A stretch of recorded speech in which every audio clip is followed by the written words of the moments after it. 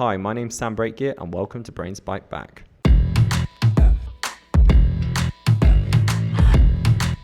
You're in the right place for your psychology technology fix because this podcast is all about it. According to save.org, suicide is the 10th leading cause of death in the USA of all ages, with one death occurring every 12 minutes. Chances are you or someone you know has been affected by suicide. In our society, we want to do all we can to help those suffering from suicidal thoughts to get the help they need. However, identifying symptoms before an attempt is made can be difficult. In this episode, we will look at how predictive AI is being used to stop suicide before it happens. To discuss this topic, I'm joined by two guests. My first guest is an assistant professor of biomedical, informatics, medicine, and psychiatry at Vanderbilt University Medical Center, Dr. Colin Walsh. In addition to Dr. Walsh, I'm also joined by the CEO of Behavioral Signals, a pioneer in emotion AI for speech recognition technology, Rana Gujral. And for our You're Onto Something piece, we will look at a recent study analyzing emotions triggered by events such as losing a phone or someone else holding it.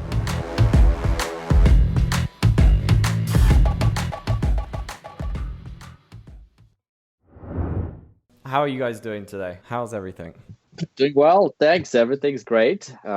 Thanks for connecting and thanks for the opportunity. It's a beautiful Friday morning here in San Francisco Bay Area. Nice, good, excellent. Colin, how about you? How are you doing?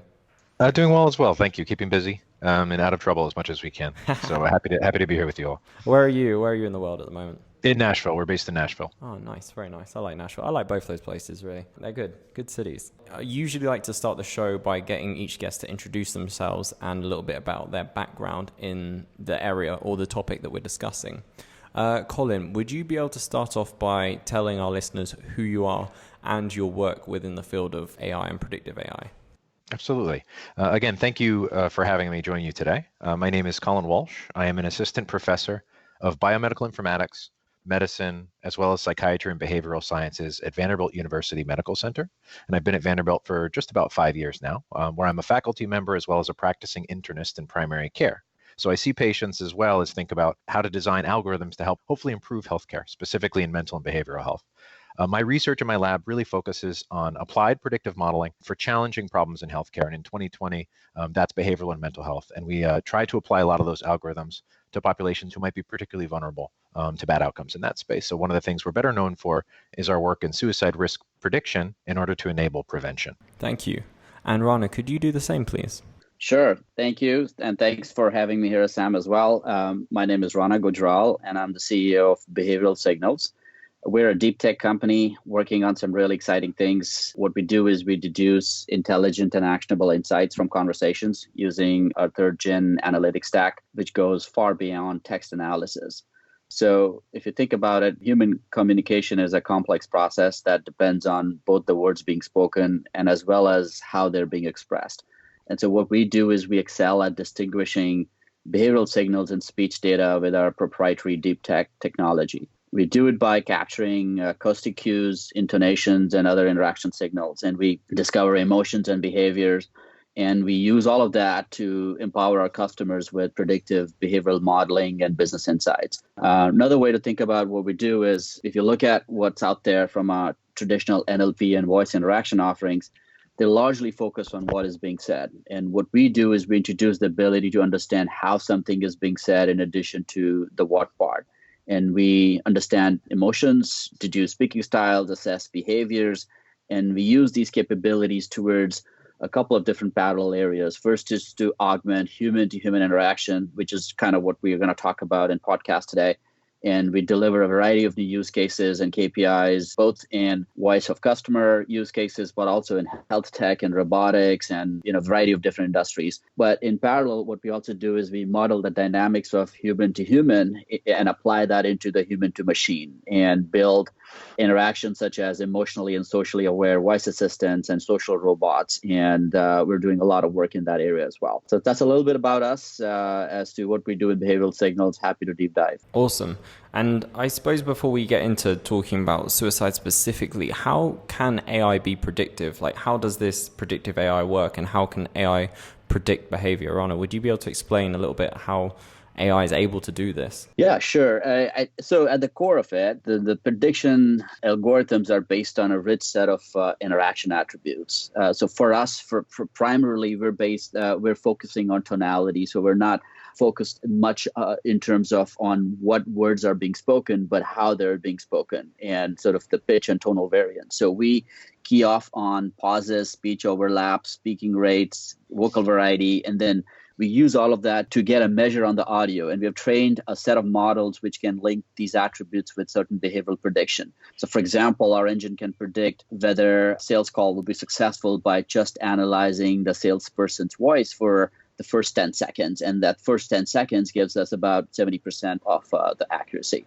But if you go into the science of it, then we're looking at behavioral signal processing and behavioral and emotional analytics, and we use the core tenets of those technology to do some prediction metrics. And human behavioral expression and experience are inherently multimodal and characterized by a vast individual and contextual heterogeneity. And so what we do is, in addition to processing objectively specified behavioral content in richer ways, we also automate a host of subjectively specified entities, such as those related to socioeconomic, emotional states of people. For example, how negative or frustrated a person is, politeness, engagement, etc. And then essentially the core tenets of a machine learning algorithm, which is based on certain hypotheses. We're looking at certain attributes and making certain predictions, and then measuring those predictions to see how accurate those predictions are. And that's the self-learning engine that we built in.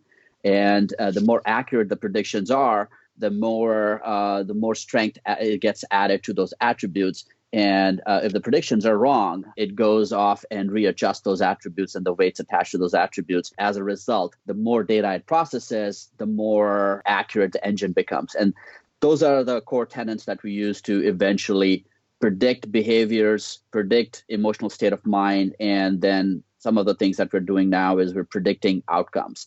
So, for example, we can predict what a person will do in a near future based on what they're saying today or how they're saying something today. And Colin, does that sound somewhat similar to like the research that you do? Is there an overlap there? So as a general framework, I think when I try to explain this to a broad audience in terms of how AI might be able to get in front of a difficult problem, let's say it's suicide or let's say it's any behavior or really any outcome that we might care about, it's important, I think, to really think simply.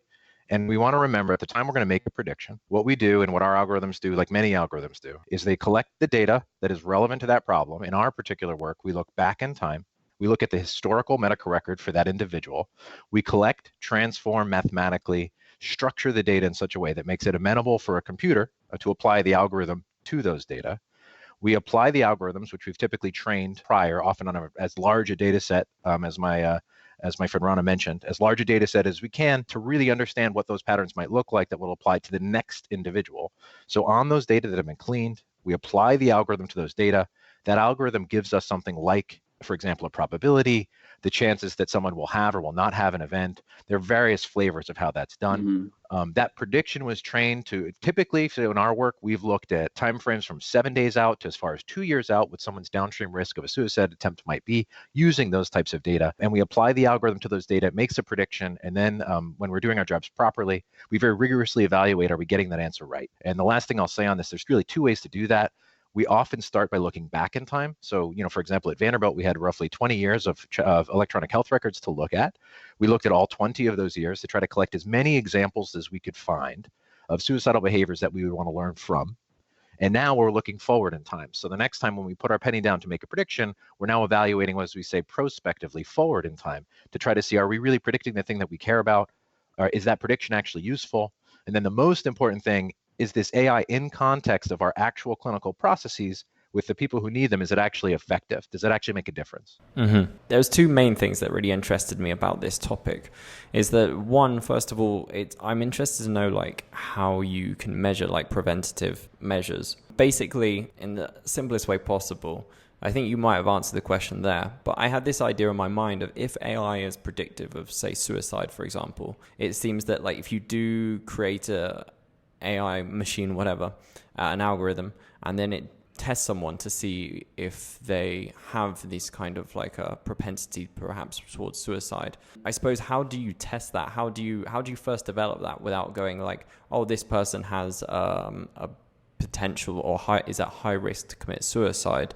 how can you understand that they're actually going to do it without stopping them? It's hard to describe. What I'm trying to say is, and apologies, I'm not really structuring it correctly, but if you get someone, you say, oh, this person's at high risk, you're not really going to know about the true outcome or whether or not the prediction is accurate unless you leave them to it. But then to leave them to it is obviously a huge ethical issue.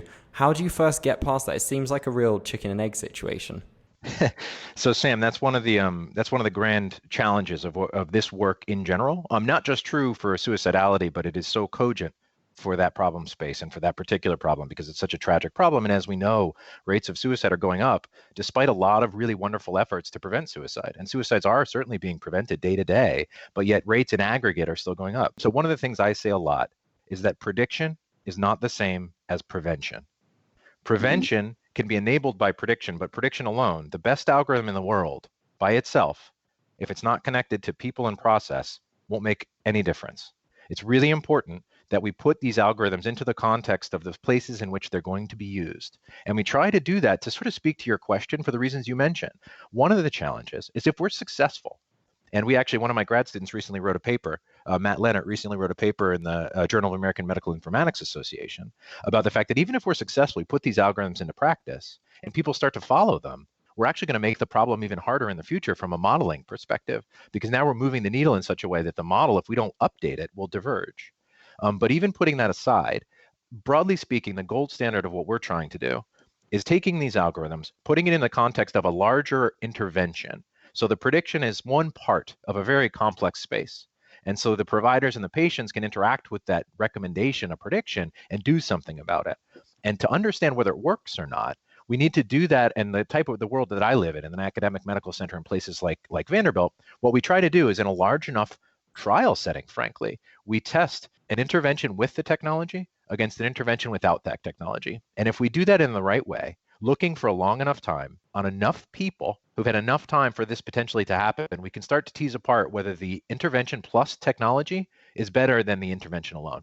So that's a pretty simple answer to your question, but it's for all the reasons that you mentioned, we can't necessarily do this at an N of 1 and really necessarily trust those results, at least not today. So what we're trying to do is do that in a large enough group such that we can get a sense that, yes, this does seem to be making a difference, and we try to understand why there may be a difference. And Rana, I saw an interview with you recently, I think it was INSEAD, yeah. And you mentioned that behavioral signals is working in this space.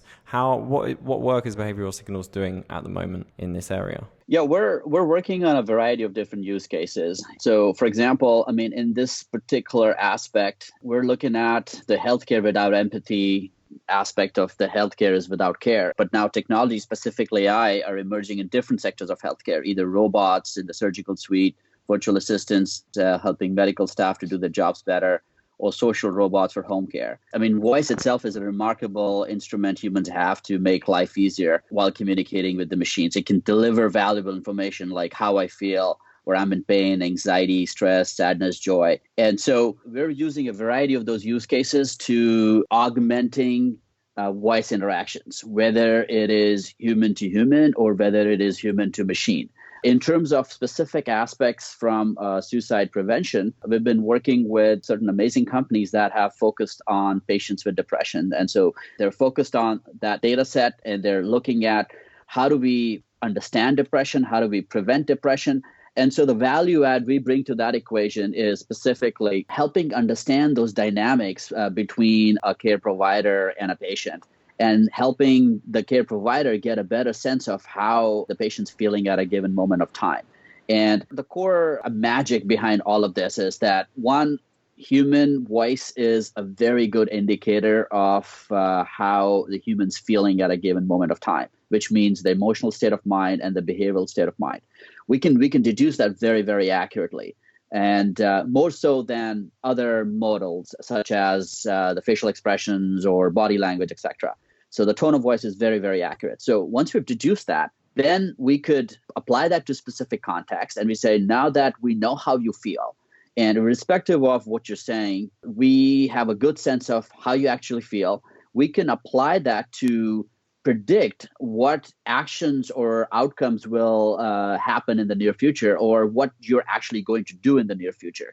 So then you take that and then you build specialized classifiers. So for example, when we apply that capability into the typical traditional voice of customer use cases in a business context. We can predict if a debt holder is going to pay their debt or not pay their debt, or if a client's going to buy or not buy by listening to that interaction. But when we apply the similar capabilities into a doctor-patient interaction between, say, a care provider and a patient who potentially or presumably suffering from depression, then we can predict a propensity for suicidal behavior. And that's really powerful. So we're going behind the scenes and we're looking and we're analyzing those interactions, and we're giving those essential cues to the care provider, to the doctor, to help them make better decisions.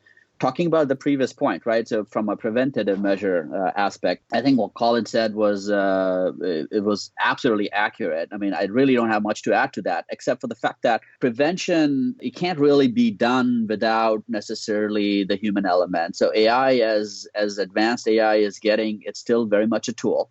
And it's often erroneous and it's not completely accurate. And so it's important when you're getting those signals is to sort of weave in and introduce the human element in it so that the human can take over. And I think a lot of that prevention comes from having that human make that decision based on whether it is making a decision on someone's ability to pay the debt, or if they're making a decision on hey, potentially this patient is suicidal, so now some preventative measure needs to be taken.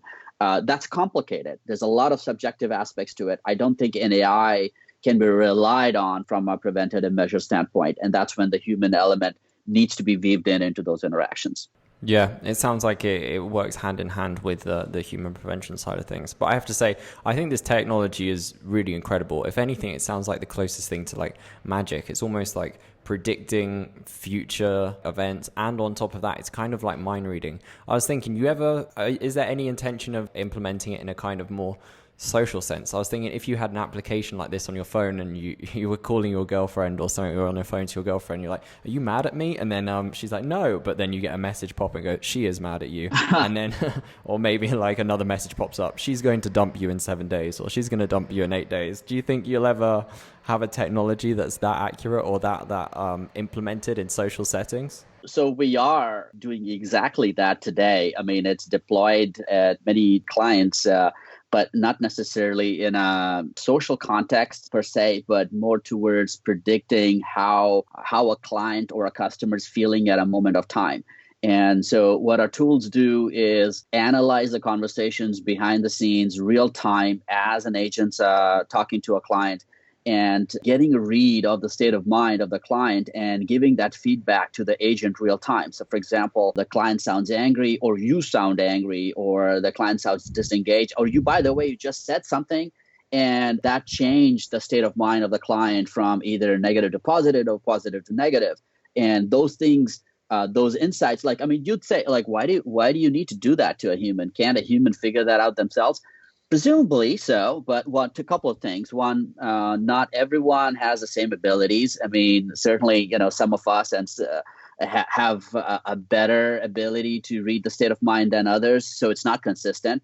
And second, we tune things out fairly quickly. I mean, so if you're in the day-to-day, I mean, if I'm really queuing off on something, what you're saying, I'm paying attention to it, I can get a better read. But if this is my 50th call in a day, I'm getting very robotic and monotonic. And so with that, I'm losing all those cues. So if you have an agent helper, it really helps. I mean, you could apply that into a social context. You could apply that to say, hey, I just want to have a better read of what my partner is saying. We don't do that today from a business or product offering standpoint, but it's the same technology and can definitely be applied. Just wanted to, something you said, Sam, resonated with me. It's I actually have a rule about this in the era of, I think we need to acknowledge we're in the era of significant hype around artificial intelligence. It's really, really at the peak. If it's not at the peak, it's hopefully just coming down from the peak of the hype cycle.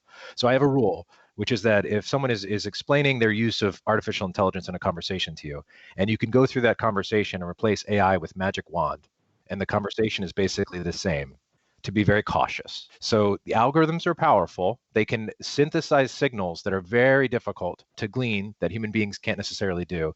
But I think I really want to underline something actually I think that Rana really nicely spoke to, is that it's really in our work is very much, especially going back to suicide prevention, is about linking what humans do best to what machines do best. So machines are very good at synthesizing lots of data at quickly going through years and years of records and coming up with a probability that we hope is useful to decision making. But humans are good at many, many other things, just about everything else. Building rapport with an individual, understanding there are unmeasured factors. So we have a lot of data in our algorithms. Our very first paper, we're using 1,500, 2,000 predictors from electronic health records, and that's actually a subset of what's available to us. But even then, the look on someone's face, some of the vocal characteristics, as you're hearing about from Rana, the fact that a patient may at that moment tell you, you know what, I lost my job, or something changed with that person's family or their life. There's a new stressor, or simply a family member who comes in or grabs you in the hallway. Those are the kinds of things that algorithms are not going to solve for us in the very short term.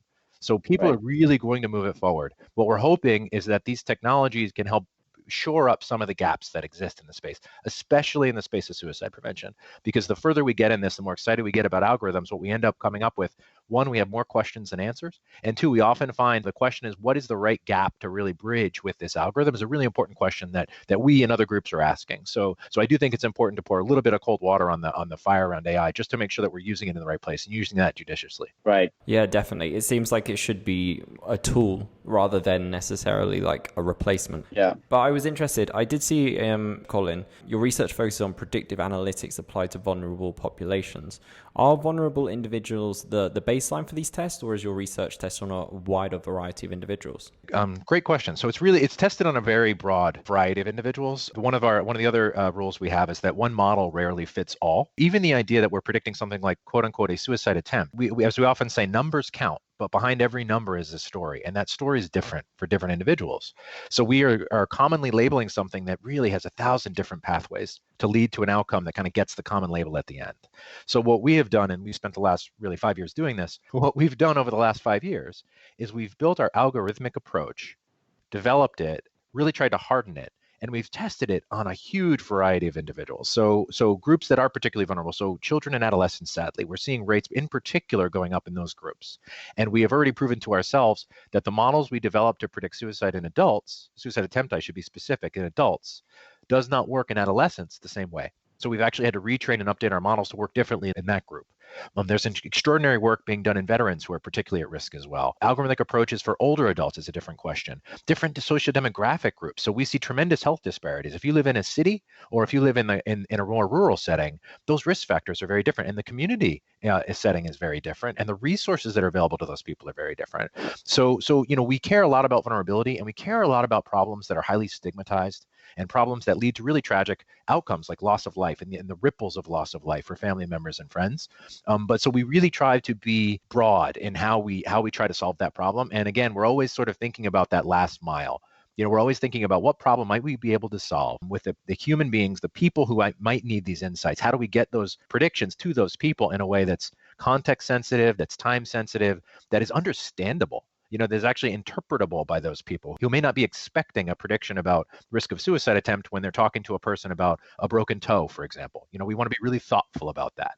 So it's a long-winded answer to your question, but I think it's actually really critical in our work that we are somewhat broadly defined in terms of how we tackle that and how we even define vulnerability. And what we've learned is that we've actually need to kind of question our initial assumptions about what that even means.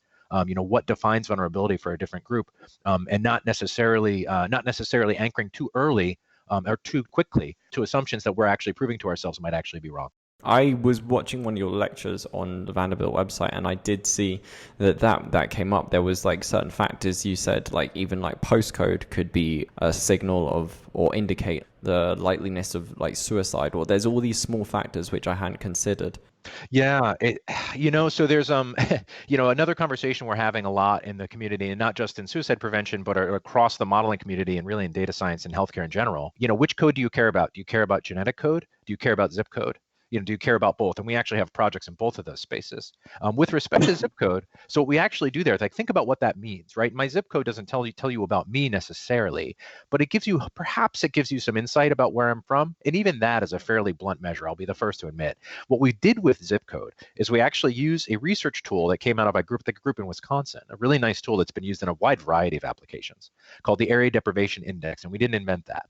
But what it does is it maps zip code to an aggregate index, a single number index, numeric index, That's a composite of things like poverty levels, educational levels, income levels, how many people own a house, how many people own a car, things that we think may give us some sort of blunt insight into socioeconomic status, the level of zip code. So we've included in a few of our studies using algorithms in this space. And one of the things we found, for example, when we look at adults, it's important, but it's not nearly as important as when we look at it in adolescents, for example. There's no causal inference here, which means we're not telling you why that's important. I can't give you that insight. We just see that the correlation is stronger when we look at it in younger adults and in adolescents than as we see in adults. However, it gets even more complicated. So for example, Davidson County is where Nashville is. And just south of us is a county called Williamson County, which is an area that is a highly affluent area where that area deprivation index would be very low. But we actually see suicide rates have gone up in that particular zip code, even though if we just took the one algorithm that looked at a different group of people, we might actually see the opposite pattern held true.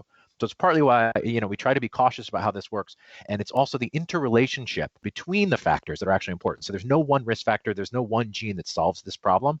It's that risk factor. Let's take zip code. It's that risk factor in the context of really hundreds or sometimes thousands of other factors. And those relationships are really critical. Mm-hmm. I actually, it was strange the other day, purely by chance, I saw a headline, and it was a study that said that a $1 increase in a minimum wage was linked to a 3.5 to 6% fall in suicide rates. So I think that kind of chimes on what you're saying, like even all these small little components of a person's life can link into something much larger, especially when it comes to something as grand and as serious as suicide. We spoke about AI and how it should be considered not necessarily the answer, but as a tool to help prevent suicide. But Rana, I'd be interested to know what still needs to be improved in this AI process, in your opinion. Oh, tons. I mean, from our perspective, we still need a significant amount of annotated data to train reliable models. Data is a huge challenge, right? So, and by combining semi-supervised and even fully supervised, fully unsupervised approaches, we could train models with much fewer data, and a human would be able to learn with much fewer data. And that's the big challenge. But using artificial intelligence, advances with emotional intelligence has its own unique challenges, which we particularly deal with ourselves. And some of the barriers that we face during the development of such technologies are, one, privacy. Many people feel their emotions are private, and concerns about violations of privacy that are genuine. So that's a huge concern. Protective legislation will need to expand to include risk associated with AI, specifically the collection, storage, transfer, and the use of the confidential health information. It is a massive problem. Accuracy. AI accuracy correctly determining emotional intent will need to be confirmed. I mean, there's specifically in regards to system biases or errors before labeling a person as high or low emotional, because we're making judgments. And based on those judgments, businesses are going to take actions, or even care providers are going to take action. So we better be accurate because it matters.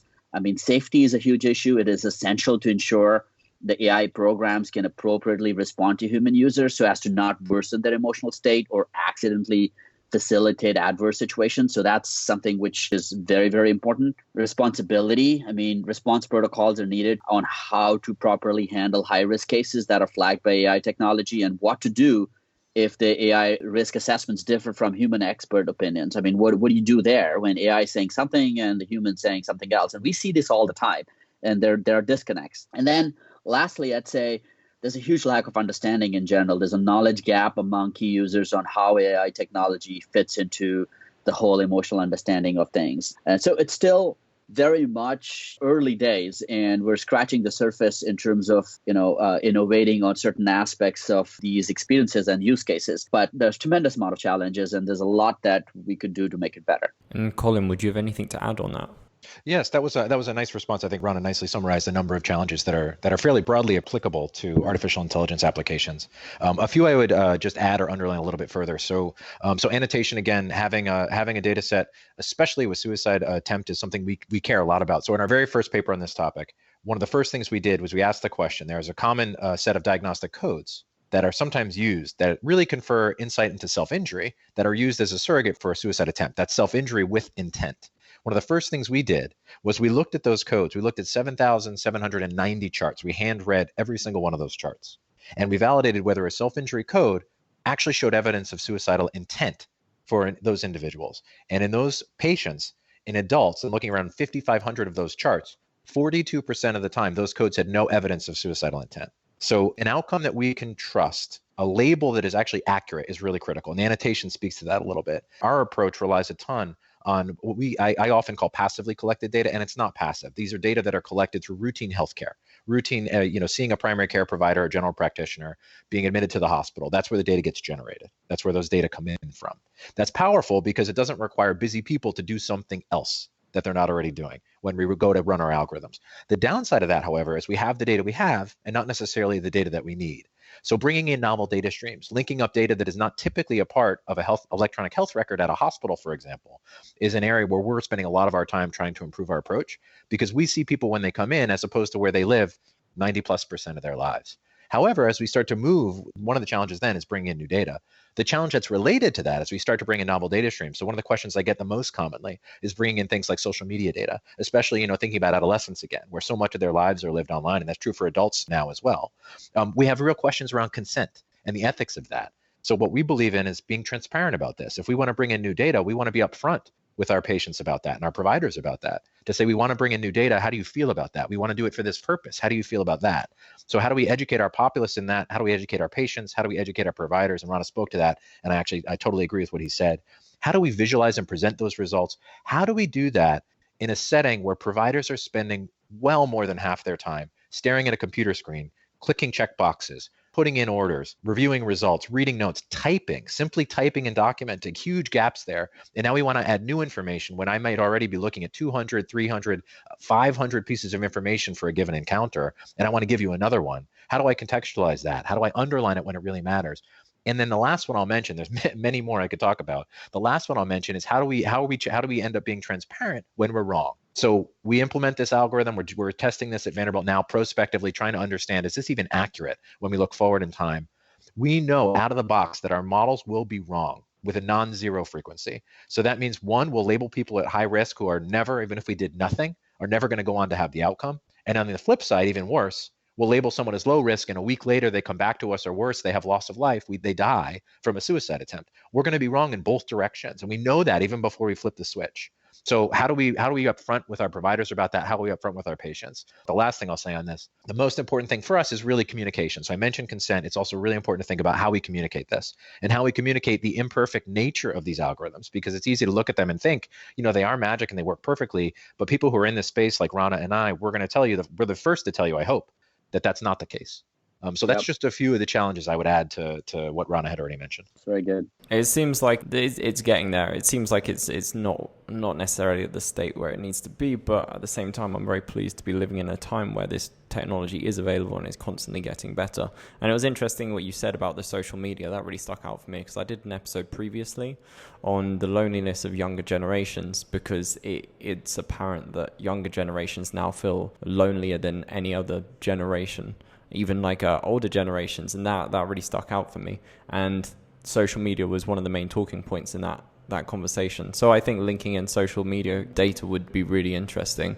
But on the final topic or the final point that I wanted to make, earlier I mentioned there's 2 points which really intrigued me on this. The first one that I mentioned, how do you test to see if it's accurate, or whether or not someone will actually go through with it. But the other point is another ethical one, which I was really interested in. It's like, what do you do if the AI algorithm says that this person is a high risk of suicide, but the person declines help, or the person just has no interest, or they're like, I'm fine? Like, that seems like a really difficult situation, in the sense that you've got an algorithm telling you one thing, but then you have this patient that says they're fine and they decline help. Like, how can you help them, but without them being willing to receive help? Would you be able to mention that, Colin, and then Rana afterwards? Would you be able to share your thoughts? Yeah, so that's a fairly, so the way I heard that question is a fairly well-trodden path in this space, because, let's take the algorithm out of the equation. And let's say that a provider or someone has a concern that someone may be at risk of a suicidal behavior or some suicidal act in the near future, perhaps. The first question we ask, because that person, one of the challenges in mental health is the very nature of the illness can sometimes complicate someone's ability to make a decision around their own health. So what that means in healthcare terms, we're talking about decisional capacity. So what's done, for example, in an emergency department, even today, if someone comes in and they're clearly high risk, for suicide. And providers are recommending that they get treatment, and they get treatment acutely. They get admitted right from that emergency department for treatment. And the person adamantly refuses. What is done is a capacity assessment's done, and typically essentially standard of care is that multiple providers, typically 2 psychiatrists, would do an evaluation of that individual and determine whether they can actually safely make that decision or not. So this is a setting, and I'm really glad you brought this up actually.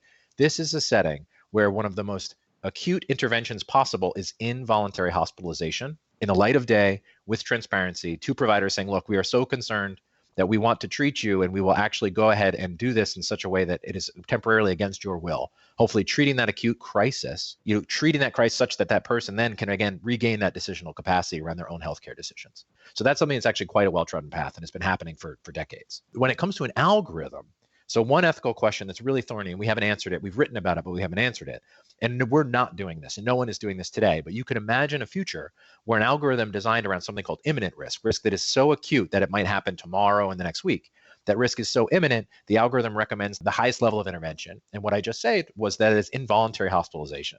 So an algorithm, theoretically, to protect life, may make a recommendation that suggests removing liberty interest. That's a really big deal. That's a very important problem for us to think through as a community. And we're not going to, again, do this in any one discipline. We need to really partner to do that. But when it comes to algorithms, one of the challenges we're facing that's a little more proximal, it's a little more sort of near future for us, is what do we do when an algorithm might make a recommendation that the provider doesn't agree with? So not the patient necessarily as much. The patient's obviously going to be part of the shared decision making, we hope, except for the caveat that I mentioned around capacity. But if the idea that an algorithm says someone is, let's say, high risk or low risk, and the provider has a different assumption, our current frame of mind on that is safety first. So whichever decision is most in light of that patient's safety is going to be the most important thing to do. And generally speaking, because providers are seeing the individual, they can collect data. Any question they can ask and theoretically be done. They're physically looking at the person. They can examine them. They can also collect more data if they need to right on the fly. We're really going to trust our providers. We're going to defer to our providers and their judgment, their expert opinion. What we're trying to do, as we said before, is use the tool to potentially provide insights, to be able to look through the chart to say, hey, this person had a suicide attempt 5 years ago, and I'm a really busy provider in an emergency department. Maybe I just missed that. So I didn't even know I was supposed to ask about it. That's the kind of gap we're trying to shore up. Because more proximally, we're worrying about an algorithm and a provider disagreeing. In that setting, we're going to trust our provider. The question you mentioned, when an algorithm says something like that around decisional capacity, that's a little more future term for us, but it's something we're already thinking about with respect to the ethics and our decision making in that setting. Sounds complicated. Sticky situation. Rana, do you have anything to add on that? I just have a couple of things to add to it. I mean, Colin has a very informed view on this. From our perspective, we're mostly behind the scenes. We're not directly engaging with the consumer of this technology. We're helping and enabling capabilities for other companies who are directly engaging with the consumers, whether it's a patient or it's a call center agent or whoever that case might be. And so for us, I think, but we observe a lot of these situations and circumstances where there's a difference in opinion between, what AI is predicting versus what the actual consumer or the subject in mind feels that the prediction is. And in terms of like, if it's a high risk, it's like, I'm not a high risk, or I don't feel this way. Or you're saying that I'm feeling disengaged, but I don't feel disengaged, so you're wrong. And in these situations and circumstances, like one thing, I'll go back to my previous point, is that AI and all of these different tools that we're talking about, that's what they are. Exactly, they are. They're just a tool. And there's a lot of other attributes and data that goes into making that actual assessment. And so you have to, when there is that disconnect or that disagreement, or when you feel that someone is at imminent risk, but the patient would not heed to the advice of the system or do the steps that you're taking, you could track, you can monitor, but you have to weave in the human element in there. And that's when it becomes a little bit more complicated. Some school of thoughts would be absolutely against involuntary hospitalization. They're saying, well, it's my life. I'm going to do whatever I want to do with it. And others would say, no, that's the best thing. That's what advanced society needs to do. I mean, if you know someone's at risk, you try to save them. You don't let them die. And so there's different schools of thoughts. It gets really into the complicated territory. But I think it needs to then be handled by subject matter experts, by humans, in conjunction with the tools at their disposal.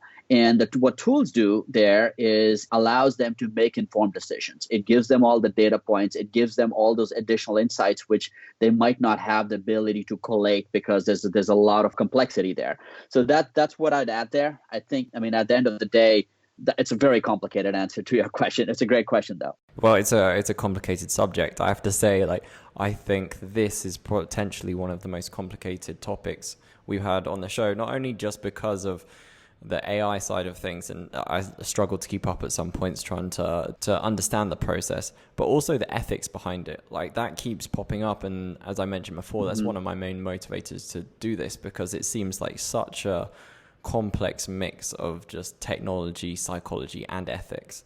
But I think you guys have really hit the nail on the head, and you've really helped me understand this to a greater extent and with much greater detail. So I'm more knowledgeable on the subject. I still got a lot to learn, but it sounds like we all have a lot to learn in this topic. But yeah, those are all my questions for now, and this has been really great. If people do want to follow you, Rana, do you have social media, or do you have any kind of websites that people can contact you with? Yeah, for sure. I mean, first place to start would be our company website, which is www.behavioralsignals.com. This is behavioral with the US spelling without the U. Or you could go to my webpage, which is my first and the last name.com, ranagujral.com. Connect with me there. Keep in mind that we as a company, although we're definitely focused on a lot of commercial use cases, we are also very actively involved with developers, with academia. And so we have an active program where we make our technology available for free for academic institutions who are looking to test it and apply it in different domains. And also for students and upcoming engineers who are testing the far out use cases. And we'd love to have them push boundaries based on some of the capabilities that we can offer. So you can sign up for the Oliver API on our webpage and leverage that capability. Yeah, I mean, I'd say those are the best ways to do it. You could also reach out to me on Twitter or LinkedIn and search for me with my name and just connect with me. I'm fairly active and happy to connect with you. Awesome. Cheers. And Colin, how about yourself? Sure. So day to day, I'm certainly keeping up with my own thoughts in this space and related spaces. C Walsh MD is my Twitter handle. So you're welcome to find me there. Our lab website is www.walshscience.com. So it's one word and no punctuation. It's walshscience.com. And obviously in the academic literature, you can follow us there as well. And though it gets into the weeds pretty quickly. So, but if anyone's interested, I really enjoy these types of outlets. Primarily because we're talking about a problem that is highly stigmatized, and just talking about it helps us fight that stigma. And I have been blown away in the last few years at the outreach and the responses I've gotten from people I never would have expected to hear from. So we readily welcome anyone who might be interested to talk further to reach out to us. Awesome. Excellent. Fellas, thank you so much for joining me on the show. It's been a real pleasure. Thank you so much, Sam. Thanks, Rana. Thank you, guys. Thank you both. You run to something. Lemonade Stories reports that in a recent study, 94% of participants reported feeling troubled when they didn't have their phones with them. 80% felt jealous when someone else held their phone, and 70% expected to feel depressed, panicked, and helpless if their phone was lost or stolen. Another study found that half of participants would rather have a bone broken than a broken phone. Man, that's a tongue twister. That is our show for today. Thank you for joining us. Always great to have you. As always, you can find all our shows at sociable.co, as well as Spotify, iTunes, and anywhere else where you get your podcasts, including YouTube. And you can also go to sociable.co to sign up to our newsletter. On the right-hand side, you'll see an option to add your name and email. And every Friday, you'll be updated with new episodes of the podcast, along with some great articles that we produce here at The Sociable. Thank you for listening, and have a wonderful day.